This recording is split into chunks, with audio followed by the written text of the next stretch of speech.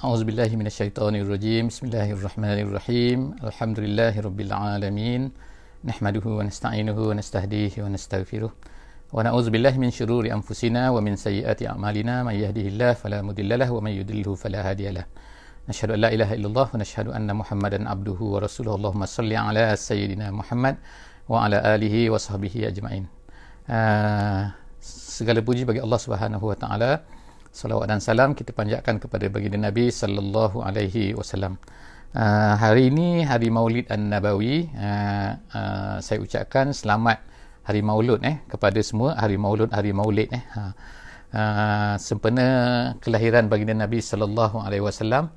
Kita bercuti pada hari ini dan insya-Allah seperti biasa insya-Allah kita akan sambung pada hari ini sesi kita, iaitu sesi pembacaan hadis Riyadhus Shalihin. Hari ini kita telah bersama-sama insya-Allah hadis yang keempat daripada hadis Riyadhus Shalihin ini, dan insya-Allah moga-moga Allah Subhanahu Wa Taala akan berikan kemudahan kepada kita untuk terus menerus untuk membaca sesi ini, membaca kitab Riyadhus Shalihin ini, walaupun secara ringkas insya-Allah kita cuba faham hadis-hadisnya sahaja, dan kemudian kita mintalah kepada semua sahabat-sahabat yang ada kesempatan untuk terus insya-Allah membaca syarah kepada hadis-hadis ni insya-Allah.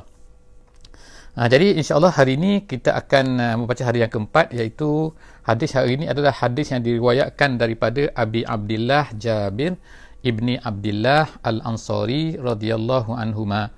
Qala kunna ma'an Nabi sallallahu alaihi wasallam fi ghazatin faqala inna bil madinati la rijalan ma sirtun masiran wala qata'tun wadiyan illa kanu ma'akum habasahum al marad. Jadi insyaallah lupa saya nak sebutkan kepada semua yang bersama dengan kita pada hari ini, diharapkan memberi feedback lah terhadap mungkin mutu suara ke video dan sebagainya kan. Takut ada masalah seperti sebelum ni ada masalah sikit kan, suara kurang clear kan. Harapnya hari ni suara lebih clear insya-Allah. Jadi hari ni insya-Allah kita baca hadis yang hadis yang keempat daripada hadis kitab Riyadhus Shalihin ini. Jadi kemudian disebutkan situ, iaitu wa fi riwayatin illa syarakukum fil ajri rawahu Muslim. Rawahu Muslim. Terima kasih. Jadi insya-Allah hadis ni ada dua part sebenarnya. Ada dua part, itu satu riwayat Bukhari, satu riwayat Muslim. Tapi Imam Nawawi dia memilih hadis yang diriwayatkan daripada Muslim ini diletakkan terlebih dahulu di awal ni. Jadi kita tengokkan hadis ini diriwayatkan daripada seorang sahabat bernama Jabir sebenarnya, tapi gelaran dia adalah Abi Abdillah. Jadi Abi Abdillah tu dalam orang Arab tu memang secara biasanya macam tu. Dia gunakan perkataan Abi, perkataan Abu, perkataan Ummu, perkataan Ibnu dan sebagainya kan, mengikut kita kata kemasyhurannya. Biasanya dimasyhur dengan ni Abu Abdillah. Sebab apa? Biasanya anak dia tu Abdullah. Jadi nama dia Jabir. Jabir ni adalah seorang sahabat yang berasal daripada Madinah, dan dia ni adalah merupakan sahabat yang dikira di antara orang-orang juga, tapi orang-orang yang awal masuk Islam. Dia bersama dengan ayah dia, tetapi oleh kerana semasa peperangan Badar, peperangan Badar, peperangan Uhud ni, dia masih kecil pada masa tu, dan dia tidak dibenarkanlah untuk mengikut dalam peperangan tu. Tetapi selepas daripada peperangan tu, ayah dia meninggal dalam peperangan Uhud. Ayah dia syahid dalam peperangan Uhud. Jadi dia telah dibenarkan selepas daripada tu untuk untuk mengikuti semua peperangan bersama dengan Nabi sallallahu alaihi wasallam, bersama ghazwah bersama dengan Nabi sallallahu alaihi wasallam. Dia ni sebenarnya kalau ikutnya lah, maknanya dia telah bersama-sama dengan ayah dia, mengikuti ayah dia semasa Bai'atul Aqabah. Bai'atul Aqabah semasa di Mekah lagi tu, dia dah bersama dengan ayah dia. Itu kehebatan dia lah. Dan dia ni, Jabir ni adalah seorang sahabat yang banyak meriwayatkan hadis, dan semasa dia meninggal di Madinah, dan kemudian semasa sebelum meninggal dia tu Allah Ta'ala uji dia dengan dia tak mata dia tak nampak. Dia pernah dilantik untuk menjadi governor di Madinah Al-Munawwarah. Itu cerita Jabir sedikit. Al-Ansari maknanya dia orang Ansar radhiyallahu anhuma. Maknanya dia tu dan juga ayah dia kan. Dia dan juga ayah dia tu adalah merupakan dapat title radhiyallahu anhuma, dia dan ayah dia. Dua Qala, dia berkata, kami pernah, dia kata, ma'an Nabi sallallahu alaihi wasallam fi ghazatin, dalam satu peperangan fi ghazatin. Jadi fi ghazatin di sini maksudnya adalah makna peperangan ni tak disebut peperangan apa, tetapi dalam hadis Bukhari selepas daripada ni kita tengok bahawa peperangan ini adalah peperangan Tabuk. Jadi maknanya dia berjalan bersama dengan Nabi sallallahu alaihi wasallam. Jadi faqala Nabi sallallahu alaihi wasallam, jadi Nabi berkata kepada dia di sini kan, Nabi berkata inna bil madinati la rijalan, bahawa di Madinah ni ada lelaki-lelaki. Nabi kata jadi pada masa tu ada orang yang tak pergi dalam peperangan Tabuk ni. Tabuk ni agak jauh. Tabuk ni kalau ikut sekarang ni ialah tempat dia sempadan dengan negara Jordan. Maknanya kalau ikutnya lebih daripada 1000 km lah daripada Madinah tu. Jadi Nabi SAW kata di Madinah ni ada. Mereka ni tak ikut kita kan. Lelaki-lelaki masirtum, kamu tidak berjalan dengan masiran. Sara yasir tu maknanya berjalan, satu perjalanan, wala qata'tun wadian. Jadi Nabi SAW kata dan kamu tidak qata'tun. Qata'tun memotong. Wadi tu makna oasis, makna lembah. Maknanya bukanlah maksud potong lembah, tapi maksudnya melalui satu lembah. Jadi Nabi kata kamu tidak melalui satu lembah illa kanu ma'akum. Nabi kata melainkan mereka semua ni bersama dengan kamu. Bersama dengan kamu apa? Apa ni kita kata hantu ke apa kan? Tak, maksudnya ialah pahala. Jadi mereka tu mendapat pahala sama seperti kamu ni mendapat pahala. Habasahum al-maradu. Nabi memberi alasan kan, memberi sebab kan, kenapa mereka ni mendapat pahala sama seperti pahala orang yang pergi ke Tabuk tu. Sedangkan mereka tak pergi, mereka ada di Madinah. Jadi Nabi SAW kata habasahum. Habasahum ni maknanya ditahan. Mereka itu ditahan oleh al-maradu. Maradu ni maknanya sakit. Sakit dia telah menahan mereka. Gitu kan, sakit menahan mereka, sakit menahan mereka, gitu daripada segi bahasa Arabnya kan. Habasahum al-maradu. Hum tu ialah lelaki-lelaki tadi tu yang tak boleh pergi tu. Kemudian di dalam satu hadis, dalam riwayat yang lain, dalam riwayat yang lain, wa fi riwayatin, ada satu riwayat lain yang kata illa syarakukum fil ajri, melainkan Nabi kata mereka itu syarakukum, syirik. Syirik tu bukan makna syirik, tapi makna syirik tu makna share, mendapat share juga, mendapat berkongsi. Makna berkongsi makna sama, dapat pahala sama seperti kamu dapat fil ajri, dari segi pahala. Jadi sebab itulah bila kita baca hadis ni secara keseluruhannya ialah orang yang tak pergi dalam peperangan Tabuk tu, tapi mereka ada mendapat pahala sama seperti mana orang pergi. Kenapa? Mereka sebenarnya nak pergi, tapi kenapa mereka tak pergi? Mereka tak pergi kerana mereka ni ditahan oleh sakit. Itu riwayat Muslim. Jadi ada lagi riwayat rawahul Bukhari, sebagaimana kita sebut sini an Anasin. Jadi riwayat orang lain pula maknanya diriwayatkan oleh Anas pula radhiyallahu anhu. Katanya Anas ni nanti kita akan ceritalah kalau kita ada kesempatan kan tentang hebatnya Anas. Anas ni Anas bin Malik lah maknanya, iaitu dia berkata raja'na min ghazwati Tabuk. Tengok kan, maknanya dia ada sebut perkataan Tabuk sini, iaitu kami pernah sekali kata kami balik daripada peperangan Tabuk. Maknanya dalam perjalanan balik ma'an Nabi sallallahu alaihi wasallam faqala, lalu Nabi berkata inna aqwaman. Tadi dia kata rijal, ini dia kata aqwaman, makna satu kaum, makna satu kumpulan manusia. Khalfana bil Madinah. Khalfana makna di belakang kami di Madinah, maka mereka ni berada di Madinah. Masalakna sya'ban, tidak kita ni, Nabi kata tidak melalui ataupun salakna melalui sya'ban. Sya'ban ni maknanya celah-celah di antara dua bukit lah, itu maksud dia. Sya'ban itu nama yang tadi tu dia guna perkataan apa ni, wadi tapi ini celah-celah antara, maknanya lebih kurang maknanya kat mana saja, di mana saja kamu lalu. Masalakna sya'ban wala wadian, dan juga wadi, lembah kan, celah bukit ke lembah ke mana-mana yang kamu lalu, illa wahum ma'ana, Nabi kata melainkan mereka ni bersama dengan kita. Masya Allah kan, hebat kan, mereka ni bersama dengan kita. Itu kita kata sekalian, jangan pula kita imagine ada benda kan, bayangan-bayangan kan, tak kan, ruh-ruh ke, jangan kata macam tu kan. Yang disebutkan Nabi kat atas ni ialah bahawa pahala tu, mereka dapat pahala sama seperti kamu semua dapat pahala. Habasahum al-uzru. Kenapa mereka tak ikut kalau macam tu? Kalau dalam hadis tadi disebut al-maradu. Di sini kan, di sini Nabi kata al-maradu. Tapi bila di bawah ni pula Nabi kata al-uzru. Mereka ini ditahan oleh uzur. Maksudnya disebabkan uzur lah mereka tak pergi.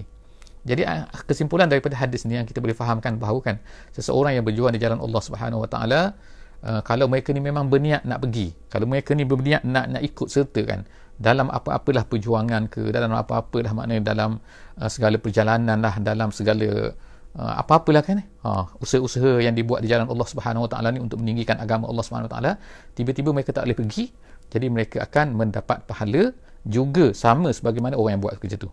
Tapi dengan syarat mereka nak pergilah kan, bukan makna main-main, bukan angan-angan nak pergi, tak, memang berniat nak pergi, cuma mereka ni tertahan. tertahan, satu riwayat kata adalah disebabkan oleh mereka tu sakit. Ada setengah tu kerana uzur. Uzur ni macam-macam makna uzur ni, uzur syar'i lah maknanya. Uzur tu macam contohnya ada sahabat tu tak ada kenderaan. Ada sahabat tu memang tak boleh pergi, terpaksa menjaga mak dia lah dan sebagainya. Maknanya uzur, banyak pun uzur. Ada macam-macam lah. Sakit tu salah satu lah daripada bentuk-bentuk uzur yang disebutkan oleh para ulama. Jadi insya-Allah kalau seseorang tu tak buat satu benda tu, tapi janganlah maknanya bila tak ada uzur pun dia tak buat juga. Kalau tak ada uzur tak buat juga, itu maknanya bukan uzur yang menahan dia, itu memang dia menahan diri sendiri kan. Insya-Allah kan.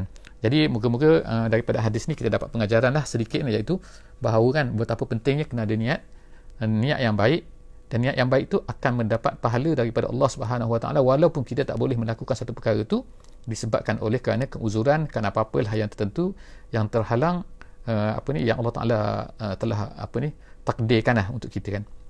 Insya-Allah sekarang ni kita akan baca pula hadis yang ke insya-Allah hadis yang ke seterusnya iaitu hadis yang kelima Hadis yang kelima ini ialah daripada hadis ini diriwayatkan daripada Abi Yazid.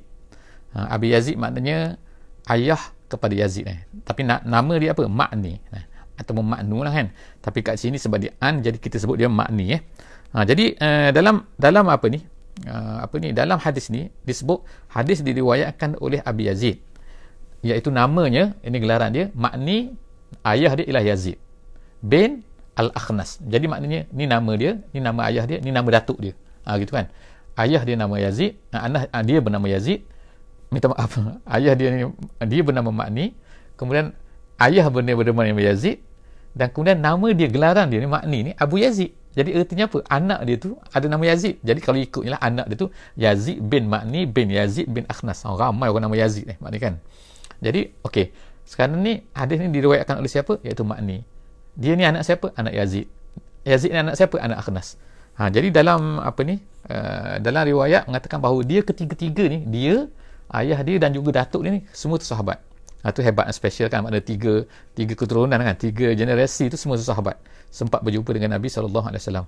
Okey, jadi sebab itulah kita sebut sini radhiyallahu anhum. Sebab sini hum ni maknanya mereka ni siapa? Iaitu Ma'ni, Yazid dan juga Akhnas.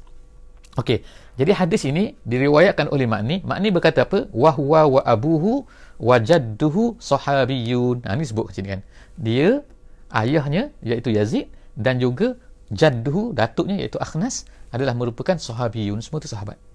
Okey, seterusnya kata dia kana abi, ni dia pun berkata. Siapa yang berkata ni? Ma'ni kata adalah ayahku Yazid, yang bernama Yazid tadi tu, akhraja dananir yatasaddaqu biha, dia telah mengeluarkan beberapa duit dinar, berapa dinar, yatasaddaqu maknanya ialah bersedekah. Dengan sedekah ni sedekah sunat kata ulama sini kan, bukan sedekah wajib sebab kalau sedekah wajib zakat tu ia akan diberikan kepada asnaf-asnaf yang tertentu kan, tapi ini sedekah sunat fawadu'aha inda rajulin fil masjid. Jadi ayah dia ni iaitu Yazid ni telah meletakkan duit tadi tu, diberikan kepada seorang lelaki yang berada di masjid. Bukan nak beri kepada orang tu, tapi diberi amanah kepada orang tu supaya berikan kepada sesiapa yang memerlukan.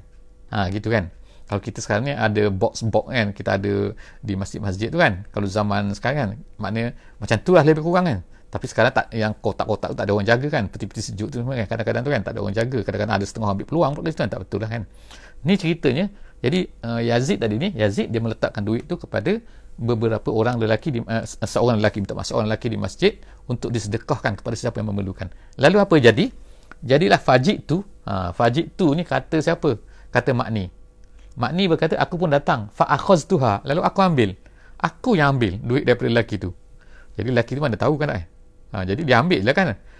Jadi kita tak perlu bincang lah mana kan, dia tahu ke tak tahu ke dan sebagainya, tapi dia ambil duit tu, fa akhaztuha fa ataituhu biha, lalu aku pun membawa benda tu dengan duit tu. Aku datang kepada siapa? Dia datang kepada ayah dia. Maknanya dia bawa balik duit tu lah kepada ayah dia. Ayah dia tu kenal duit tu. Macam mana nak kenal tu jangan tuan, wallahu a'lam bissawab kan, mana dia kenal. Ayah dia tu kenal duit, ini duit aku bagi, dia kata. Jadi dia kata faqala kata Yazid ni, kata Yazid berkata Yazid, ayah dia tu, ayah Ma'ni, ayah dia kata, wallahi ma iyyaka aradtu, aku bukan nak beri pada kau, dia kata. Ma iyyaka aradtu, bukan aku nak beri pada kau.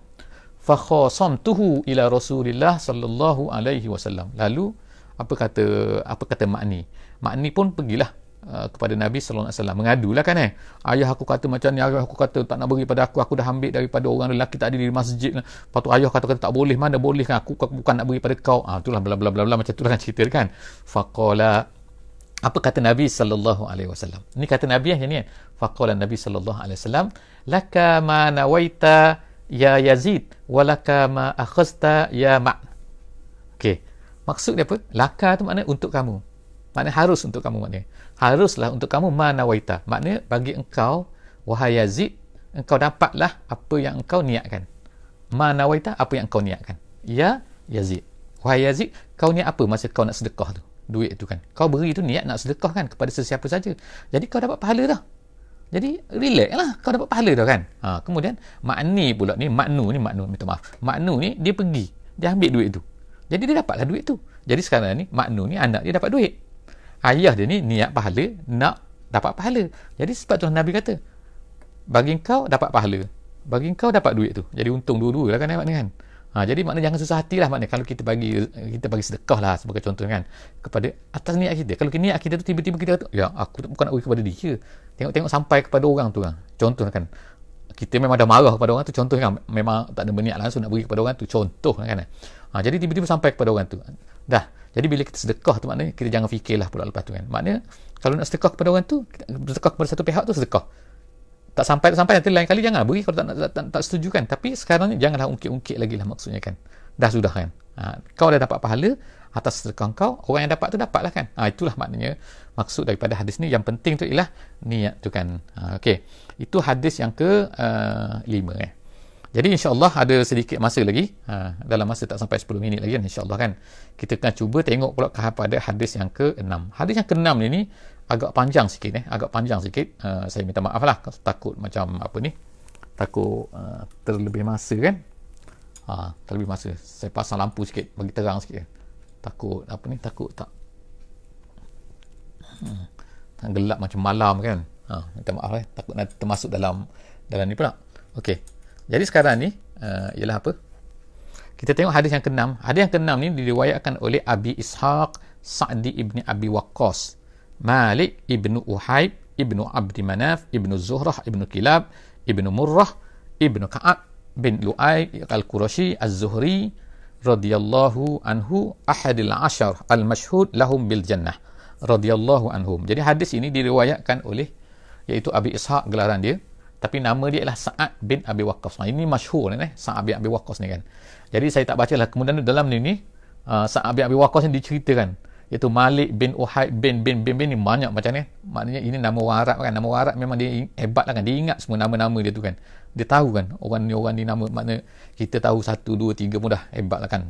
Tahu ayah kita, tahu nenek, tahu datuk kita, dan kemudian habis.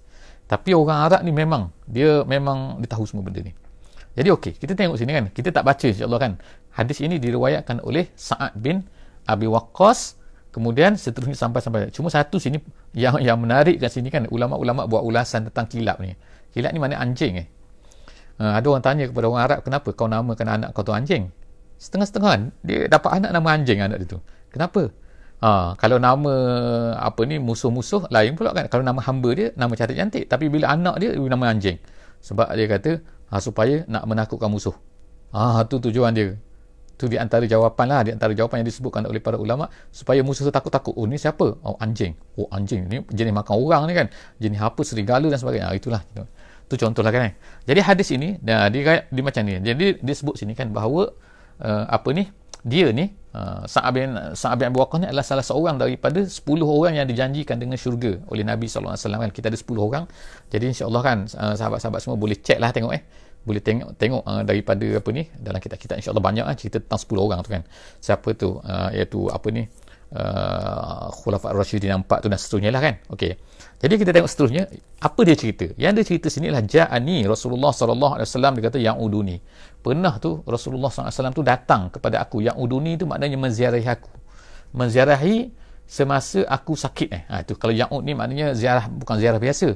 Kalau zara yazuru tu ziarah tu makna ziarah biasa-biasa lah kan. Ziarah sambil silaturahim dan sebagainya. Tapi kalau ya'ud tu maknanya ialah maksudnya menziarah semasa sakit.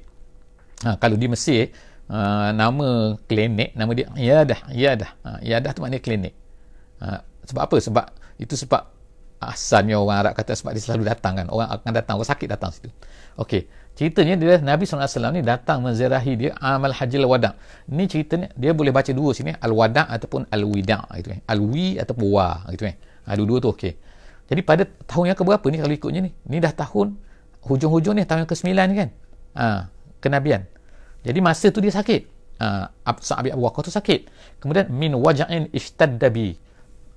Pada masa tu dia macam mengadu-ngadu lah sakit kan, maknanya mengeluh-ngeluh sakit ni, bukan mengeluh kerana tak setuju, bukan, tapi maknanya dia kata apa, sakit lah kan, mengeluh sakit. Fakultu, lalu dia berkata, saat ni berkata, ya Rasulullah, dia kata, ya Rasulullah, wahai Rasulullah, inni qad balagha bi minal waja', dia kata, aku ni sakit sangat dah ni ya Rasulullah.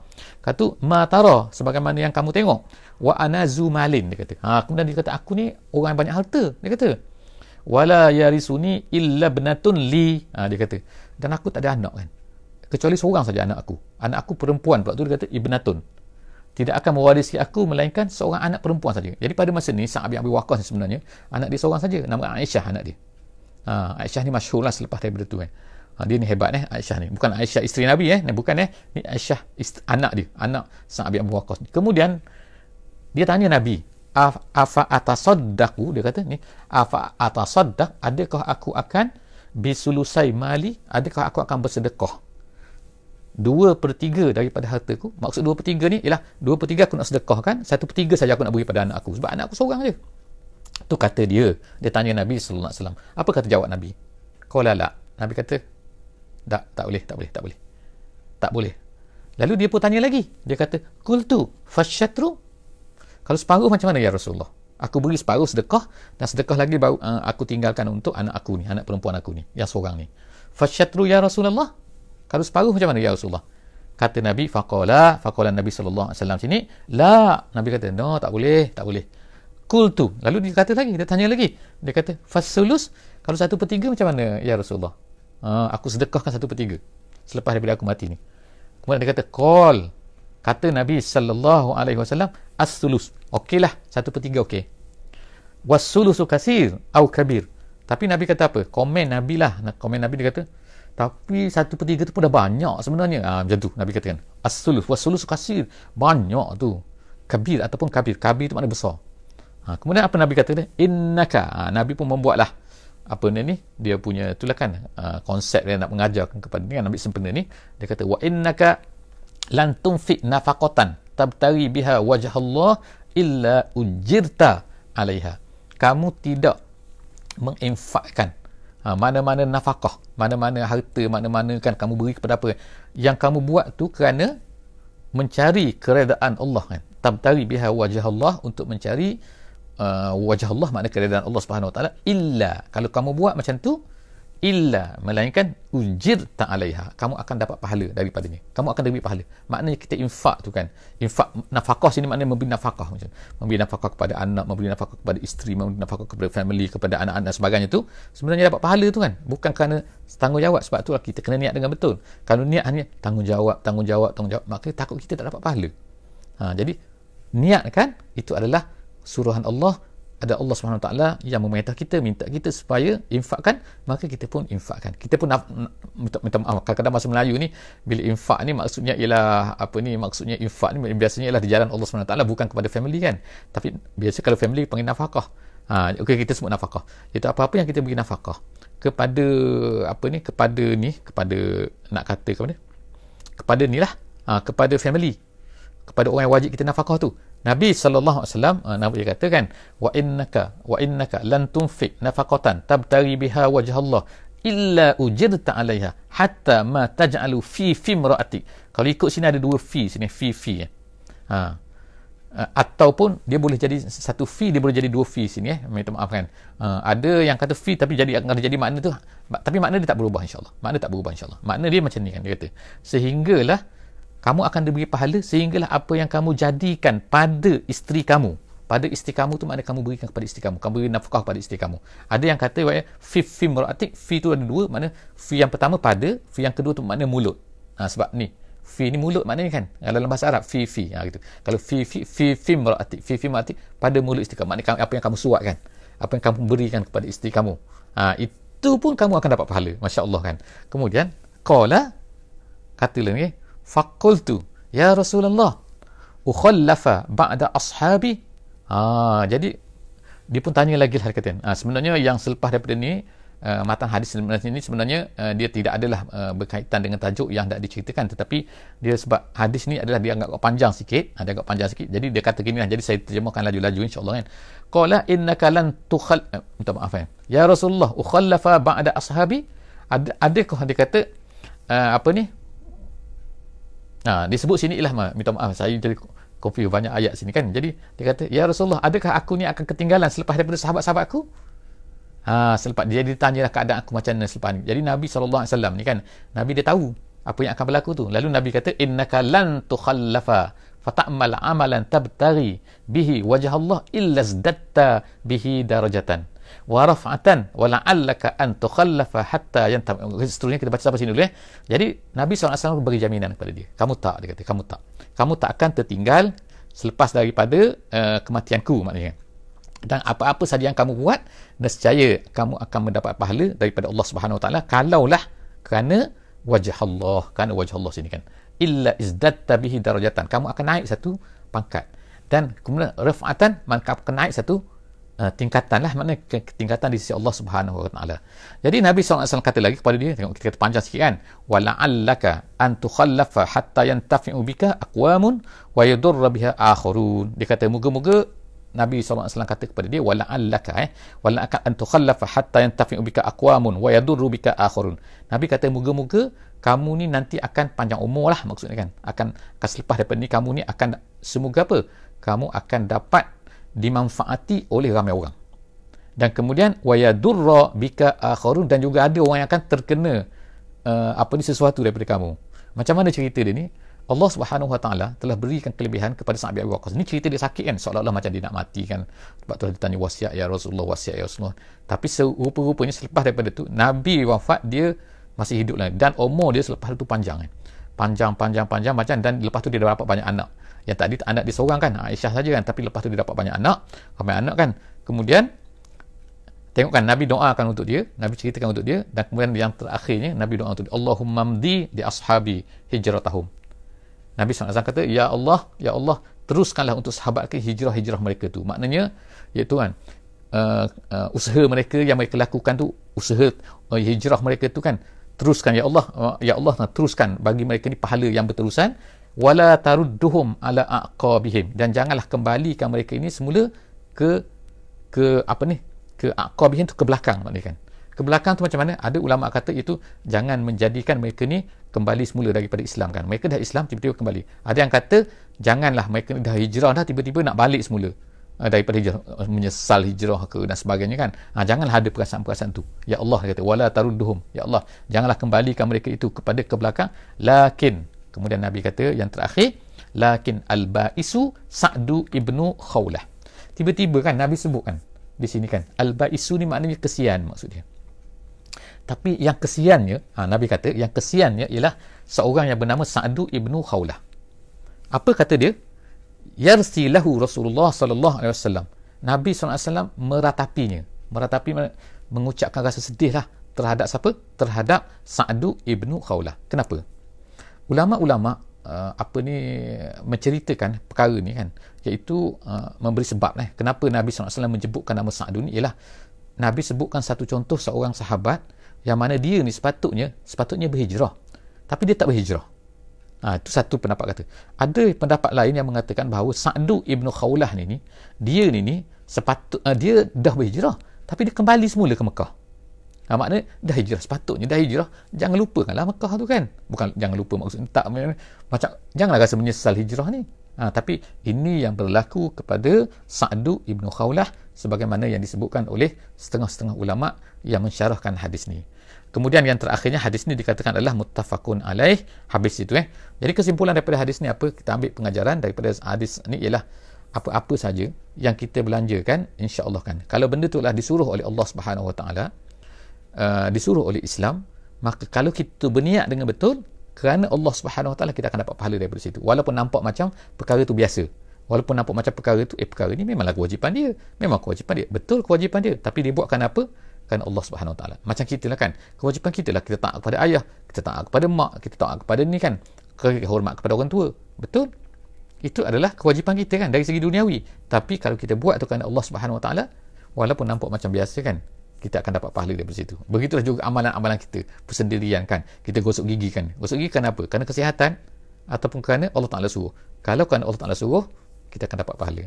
Tapi kalau anda just kesihatan, kerana nak jaga diri dan apa semua sekali, itu saja kan. Itu saja tanpa ada niat kerana Allah Ta'ala, maka kita rugi kan, tak dapat pahala apa-apa. Walaupun tak berdosa tapi rugi kan. Sebagaimana sebab itulah Imam Nawawi sebutkan tajuk hadis ni adalah apa? Tajuk kumpulan hadis ni ialah apa? Ihdarun niyah. Setakat itu saja, insya-Allah jumpa lagi pada sesi akan datang. Wallahu a'lam bissawab. Bismillahirrahmanirrahim. Wal 'asri innal insana lafi khusr illa allazina amanu wa 'amilus solihat wa tawasaw bil haqqi wa tawasaw bis sabr. Wassalamualaikum warahmatullahi wabarakatuh.